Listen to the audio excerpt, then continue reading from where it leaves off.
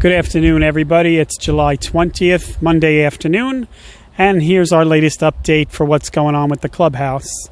The big news, as everybody knows if you've looked at the internet or the website or any of the e-blasts, is that tomorrow at 4 o'clock we are having a board meeting to actually sign the construction contract with Hedrick Brothers so that the construction can begin. We're signing the contract for phase 1 of the project. Phase 1 includes demolition and construction of the fitness center, the demolition of the interior of the clubhouse, the new parking lot, and the site work that is necessary to be done to relocate all the utility lines to build both the new fitness center and the clubhouse. The only reason we're not signing for the clubhouse is because we're still waiting for the final bids to come back for the interior of the clubhouse. And once that's done, which will be in a few weeks, then we'll sign for phase 2. But none of that will inhibit our ability to start. You've looked at the newsletter. If you haven't, take a look in your email.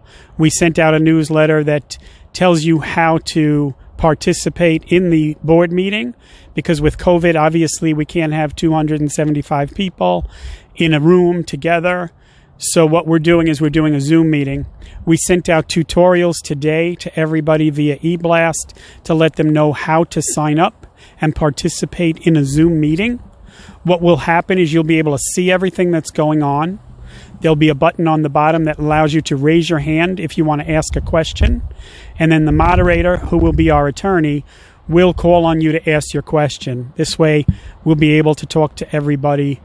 It probably will be a long meeting because so many people will attend. We haven't had a meeting since February, but we'll have to get used to doing meetings this way, because when it comes to budget time and our annual meeting time, this is probably what we're going to have to do with COVID. So we just ask that you bear with us, because it's our first time out of the gate trying to do this with so many people as well.